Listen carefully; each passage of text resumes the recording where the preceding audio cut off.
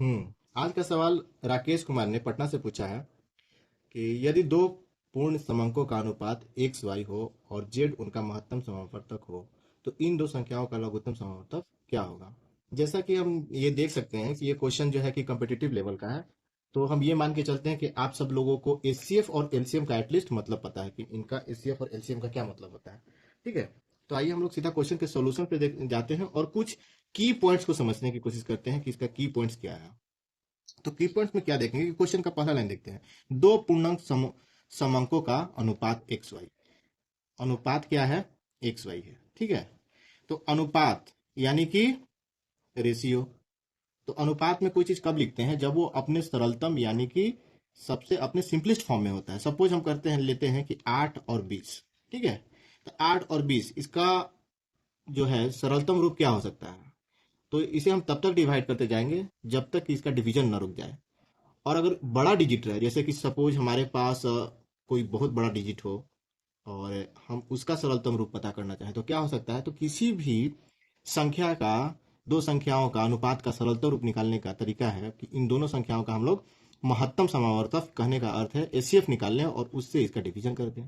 तो 8 और 20 का सरलतम रूप क्या हो सकता है? यहाँ 4 से डिवाइड हो सकता है कितनी बार में? 2 बार में। और यहाँ भी 4 से डिवाइड करेंगे कितनी बार में? 5 बार में। 2/5 इसका क्या है? सरलतम यानी कि सिंपलेस्ट फॉर्म है। ठीक है, इसके आगे इसका डिवीजन नहीं हो सकता है। उसी प्रकार एक्स वाई को हम लोग क्या मान के चल रहे हैं कि एक्स और वाई जो कि यहाँ पे संख्या में दे रहा है, समंको कहने का अर्थ हुआ कि एक डाटा। ठीक है, एक्स और वाई अनुपात में है, रेशियो में है, यानी कि ये अपने किस फॉर्मेट में है? सिंपलेस्ट फॉर्मेट पे। ये कोई पूर्ण संख्या भी नहीं है, मतलब कि कहने का अर्थ ये है कि ये अपने वास्तविक रूप में ना होके ये अपने सिंपलेस्ट फॉर्म में है। आफ्टर डिवीजन यानी कि इसमें से कोई चीज कॉमन निकल गया है, कॉमन निकालने के बाद इसको एक्स और वाई लिखा गया है। ठीक है, बात समझ में आ गई? अब देखिए, जैसे यहाँ पे क्या कॉमन निकला है, तो यहाँ पे इन दोनों में कॉमन क्या निकला है? 8/20 में 4 कॉमन निकला है, तब जाके इसका सरलतम रूप क्या आया है? 2/5 आया है। तो इसी प्रकार यहाँ भी दे रखा है कि और जेड उनका महत्तम समावर्तक हो, यानी कि इन दोनों का कॉमन क्या है? जेड है, जेड कॉमन है।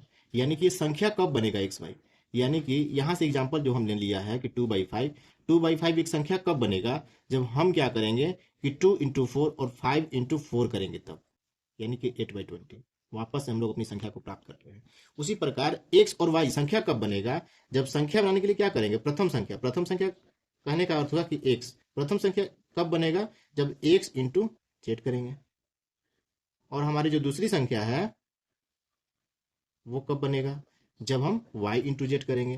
तो ये हमारा प्रथम संख्या और ये हमारा द्वितीय संख्या हो गया। ठीक है, अब हम इसे चाहें तो फॉर्मूला से भी बना सकते हैं। फॉर्मूला क्या है कि दो संख्याओं का गुणनखंड इक्वल टू लसा गुने मसा। दो संख्याओं का गुणनफल, इसका अर्थ क्या हुआ? दो संख्याओं का गुणनफल का अर्थ हुआ कि दो संख्याओं का मल्टीप्लीकेशन, और लसा यानी एलसीएम इंटू एचसीएफ। तो यहाँ पे दोनों संख्याओं का गुणनखंड हम लोग लेके चलेंगे। संख्या क्या है? ये है, ये एक संख्या हो गया, पहली संख्या एक्स इंटू जेड। और दूसरी संख्या क्या है? गुणनखंड। गुणनखंड करने का अर्थ फिर से गुना। और दूसरी संख्या क्या है? Y into Z.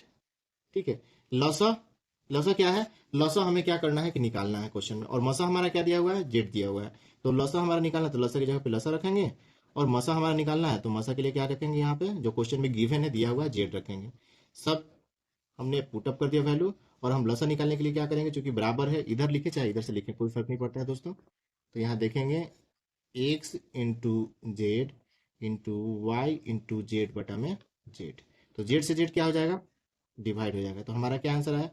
X into Z into Y, यानी कि अलजेब्रा में हम लोग कैसे लिखते हैं? X Y Z. ठीक है, तो हमारा यहाँ पे देखेंगे आंसर क्या निकल कर आया दोस्तों?